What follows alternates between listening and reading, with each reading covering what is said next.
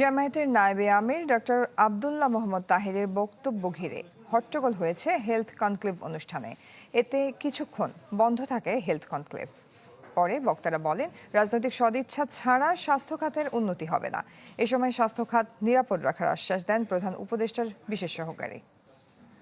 যারা ফার্মাসিউটিক্যাল ইন্ডাস্ট্রির মালিক, তাদের একটা বিরাট অংশ টাকা তাদের ড্রাগস প্রেসক্রাইব করার জন্য ডাক্তারদেরকে দেয়। এটার জন্য নট লেস দেন 20% খরচ আপনাদের বাড়ে, অন্যদেরকে দেওয়ার জন্য, ডাক্তারদেরকে দেওয়ার জন্য।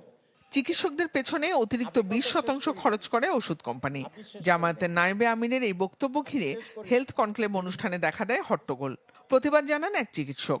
স্টেজ থেকে নেমে যান প্রধান উপদেষ্টার বিশেষ সহকারী। আপনি আছেন। কিছুক্ষণ পর আবারও শুরু হয় আলোচনা। বক্তারা বলেন, জনগণকে আস্থায় এনে বেসরকারি স্বাস্থ্য খাতকে সরকারি নিয়ন্ত্রণ মুক্ত করতে হবে। প্রাইভেট সেক্টরে হসপিটাল বলেন, ফার্মাসিউটিক্যালস বলেন, যারা আছে, দয়া করে এদেরকে সরকারের নিয়ন্ত্রণ মুক্ত করে দেন।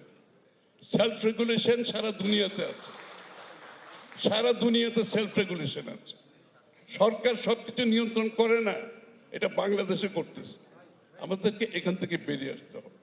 শুধু ওষুধের প্রমোশনে একটি কোম্পানি বছরে 100 কোটি টাকার বেশি খরচ করে উল্লেখ করে যৌক্তিক মুনাফার আহ্বান জানান কেউ কেউ। নিয়ন্ত্রণ মানে কি যদি অত্যাচারের পর্যায়ে যায়, নিয়ন্ত্রণ যদি নিবর্তনের পর্যায়ে যায়, তাহলে অবশ্যই আপত্তিকর। কিন্তু কোন খাতটা নিয়ন্ত্রিত হওয়া দরকার, কোন খাতটা নিরাপদ হওয়া দরকার? যদি একটি খাত নিরাপদ হওয়া দরকার হয়, সেটা হচ্ছে স্বাস্থ্য খাত নিরাপদ হওয়া দরকার। স্বাস্থ্য সংস্কার কমিশনের যাবতীয় সুপারিশ মেলা আমরা আলোচনা করে আমাদের হাতে যেহেতু বেশি সময় নাই, 3 মাস বা 100 দিনের একটা মন্ত্রণালয়, স্বাস্থ্য মন্ত্রণালয় 33টি সুপারিশ মালাকে সামনে রেখে কার্যক্রম শুরু করেছে। স্বাস্থ্য অধিদপ্তর তার সাহায্যকারী সংস্থা হিসেবে তার সাথে সম্পৃক্ত আছে। স্বাস্থ্য খাত সংস্কার কমিশনের 33টি সুপারিশ আমলে নিয়ে সরকার কাজ করছে বলেও জানান স্বাস্থ্য অধিদপ্তরের মহাপরিচালক। পলিটিক্যাল কমিটমেন্ট যেদিন হবে সেদিন হেলথ সিস্টেমের ইমপ্রুভমেন্ট হবে। আজকে এই জন্য সফল বলবো, আজকে আমরা শুরুতেই একটা পলিটিক্যাল কমিটমেন্ট পেয়েছি যে 5% of GDP will be in the budget of health system.